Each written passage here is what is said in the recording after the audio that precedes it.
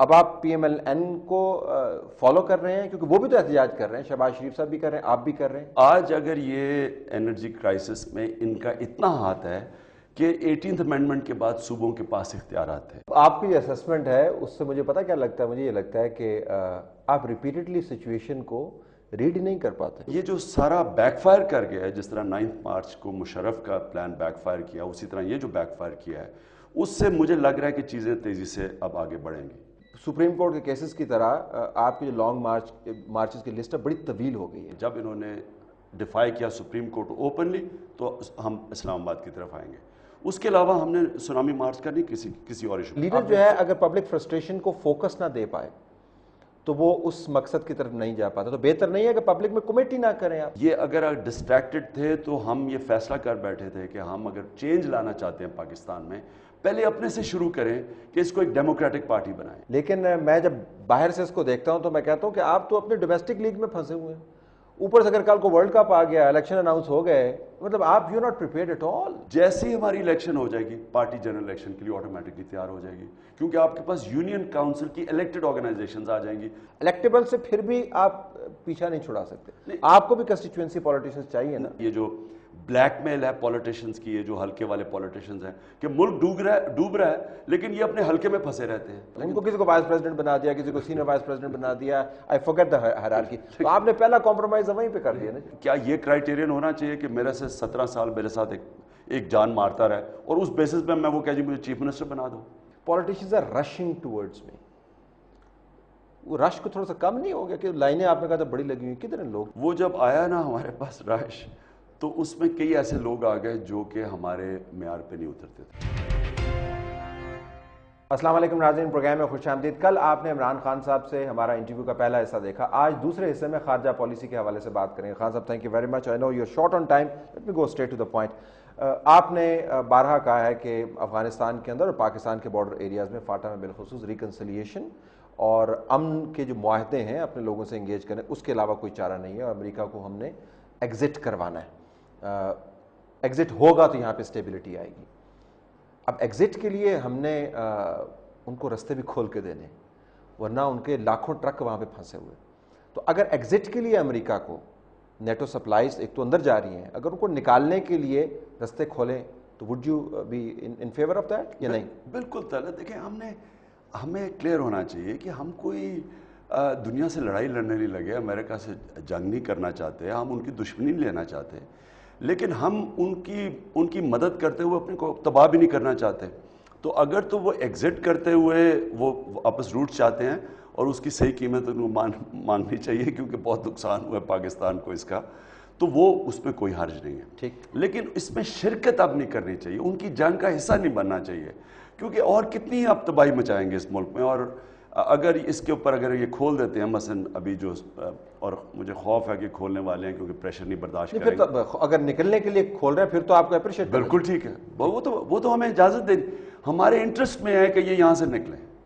امریکہ کا ایجنڈا جو ہے پاکستان کے اندر بہت زیر بحث آتا ہے اور آپ کو اینٹی امریکن کہا جاتا ہے. خیر پاکستان میں جو بھی نیشنلسٹ لائن لیتا ہے اس کو اینٹی امریکن کہا جاتا ہے، لیکن پرٹیکولرلی آپ کے بارے میں امریکن ایجنڈا پاکستان میں کیا ہے؟ Let me here you. Theories نہ مجھے دیجیے گا، آپ کلیئر کٹ بتائیے گا کہ آپ کے خیال میں امریکہ پاکستان میں کیا کرنا چاہتا ہے. پہلے تو طلعت میں اپنے آپ کو اینٹی کسی بھی ملک نہیں سمجھتا. میں ملک کی پالیسیز کے خلاف ہوں کیونکہ میں نے دنیا پھری ہوئی ہے. ملک میں ایک قوم میں ہر قسم کے اوپینینز ہوتے ہیں. آج امریکہ کا جو پبلک اوپینین ہے وہ وہی ہے جو میں سوچتا ہوں، اینٹی وار ہے. میں پہلے دن سے اینٹی وار تھا، اور یورپ کا تو خیر بالکل ہی اینٹی وار ہے اوپینین. تو ایک قوم کے اگینسٹ انسان نہیں ہو سکتا ان کی پالیسیز کے اگینسٹ. تو یہ میں وار آن ٹیرر کے آن ریکارڈ کہنا چاہتا ہوں، پہلے دن سے خلاف تھا اور میں نے اس کی ہمیشہ مخالفت کری. اور آپ تب ان دنوں میں پی ٹی وی میں پروگرام کرتے تھے تو آپ کے پروگرام کے اوپر میں نے جا کے جب شروع میں بمباری شروع ہوئی تھی تو تب سے میں نے اس کی تنقید کی تھی. اب امریکہ کا ایجنڈا کوئی ایک نہیں ہے. امریکہ میں لابیز ہیں. جو امریکن سسٹم کو سمجھتا ہے اسے پتہ ہے کہ آج مثلا جو افغانستان میں بھی ہے ان کی پینٹاگن کا ایک پلان بنتا ہے، وائٹ ہاؤس میں کچھ اور ہوتا ہے، جو ان کی اسٹیٹ ڈپارٹمنٹ ہے وہ کچھ اور سوچتی ہے، کانگریس مین ان کے کئی ایسے ہیں ڈفرینٹ لابیز کو ریپرزینٹ کرتے ہیں. تو تو وہ کوئی کچھ کہتا ہے کوئی کچھ کہتا ہے. اس لیے امریکہ کو آپ کو امریکن پالیٹکس سمجھنی پڑے گی ان سے ڈیل کرنے کے لیے. ڈومیننٹ ایجنڈا پاکستان کے بارے میں کیا ہے آپ کے خیال میں؟ وہ کمپیٹنگ انٹرسٹ تو ہیں وہاں پر، لیکن ڈومیننٹ ایجنڈا جو ہے، جو اوور رائڈنگ ایجنڈا ہے پاکستان کے بارے میں، جو ایک بہت بڑی امریکہ کے اندر لابی اور بڑی طاقتور لابی ہے، اور وہ بیسکلی اسرائیلی لابی ہے. وہ چاہتی ہے کہ پاکستان کا جو نیوکلیر پروگرام ہے اس کو کسی طرح وہ رول بیک کیا جائے. جو ورڈ جب سیکیور کا لفظ استعمال کرتے ہیں تو رول بیک بیسکلی ہے. تو ایکچولی تو وہ ان کا ایک ڈومیننٹ ایک ایجنڈا سامنے آ رہا ہے، وہ کنسسٹنٹ ہے اس کے اوپر، اور وہ لابی ہے بہت طاقتور. جو ایران کے اوپر حملہ کروانے کی کوشش کر رہی ہے وہی لابی پاکستان کے نیوکلیر پروگرام کے پیچھے پڑی ہوئی ہے، اور یہ اسرائیلی لابی ہے.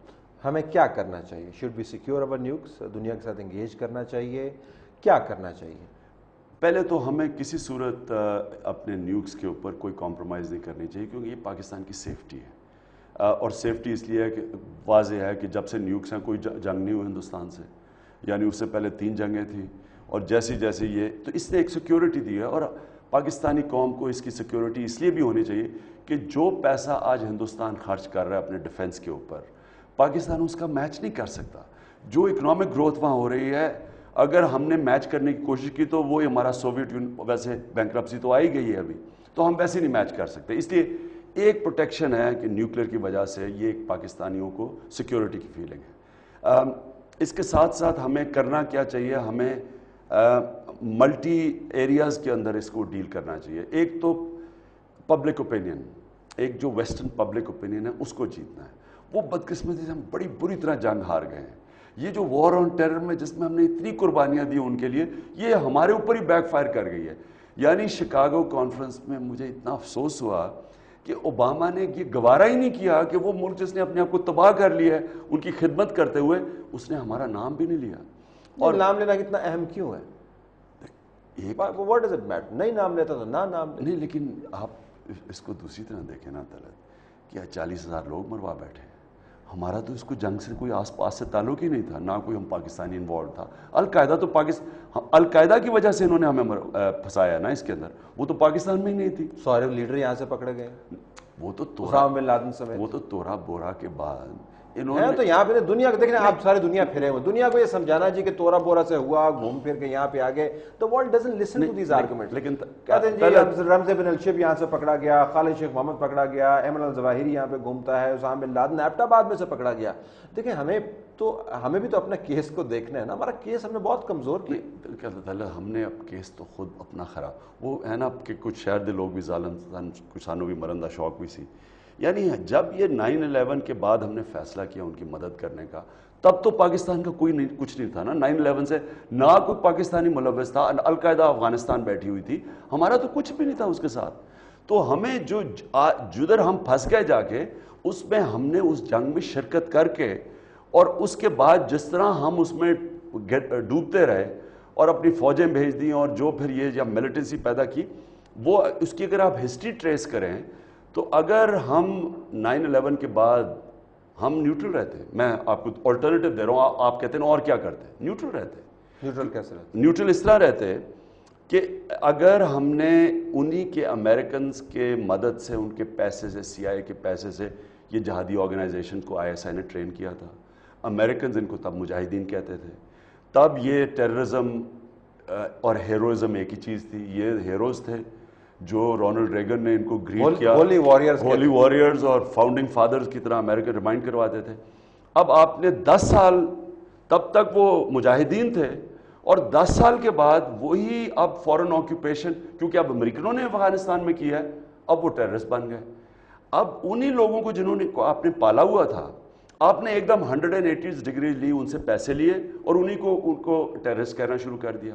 اس میں کانٹرڈکشن تھی، اس میں آپ کی دوگلی پالیسی بننی تھی، اس میں آپ نے ڈبل گیم کھیلنی تھی، اس میں آخر میں ذلت ملنی تھی، کیونکہ وہی آپ کی ایجنسیز ان کو پال رہی ہیں، انہیں کو کہہ رہے ہیں مارو. تو کیا کریں؟ دنیا ان کو نہیں مانتی. They are trained to kill. ان کے پاس ایک ایڈیالوجی ہے، ان کے پاس پیسہ ہے. They are on either side of the border. What do you do? کیا تو میں اگر تو پہلے میں نے ان کو ٹرین کر ہی دیا تھا، یہ اس ملک کی اسٹیبلشمنٹ نے ان کو، اور ان کے اوپر پیسہ بنایا تھا. یہ یاد رکھیں، پیچھے ڈالرز تھے اس کے. ان کو مارنے پہ بھی پیچھے ڈالرز تھے. ہم نے ان کو چن چن کے پکڑا کے پیسے لیے. جنرل مشرف نے اپنی کتاب میں لکھا ہے کہ ہم نے امریکنوں سے پیسے لیے, باؤنٹی لی ان کو, انہی کو پہلے ٹرین کیا ان کو. تو جو ہم نے, میرا اپنا یہ خیال ہے کہ ہم نے امریکہ جب 9/11 ہوا, ہمیں امریکن کو کہنا چاہیے تھا ہم آپ کی مدد کریں گے, آپ کے اوپر ظلم ہوا, لیکن ہم نیوٹرل رہیں گے. ایران بھی نیوٹرل رہا. ایران کے اندر بھی القاعدہ جب گئی یہاں سے نکلی افغانستان سے, ایران کے تھرو بھی گئے القاعدہ. وہ ایران بھی پرو طالبان نہیں تھی, اینٹی طالبان تھی, لیکن ایران نے نیوٹرل پوسچر رکھا. ہم نے جا کے ان کی پوری مدد بھی کی, لاجسٹکس بھی, ان کو پکڑایا بھی, ان کو مروایا بھی یہاں, اور اس کے ساتھ جو ہمارے ایلائز تھے طالبان, ان کے ایمبیسڈر کو بھی پکڑا دیا, امریکنوں کے حوالے کر دیا. تو یہ جو ہم نے گیم کھیلی, اس کی نقصان ہونا تھا, اس کا ہمیں ایڈورس ایفیکٹ پڑنا تھا. اس میں یہ جو ڈپلسٹی تھی جو آج ہمیں ذلیل کر رہے ہیں کہ آپ نے دوگلی گیم کھیلی, یہ گیم کھیلنی تھی جب آپ نے پیسے کے پیچھے اپنی فوج کو ایک مرسنری آرمی بنا کے فوج کو بھی نقصان پہنچایا, اپنے ملک کو بھی تباہ کیا, اور اینڈ میں پیسے میں بھی ہمیں زیادہ نقصان ہے.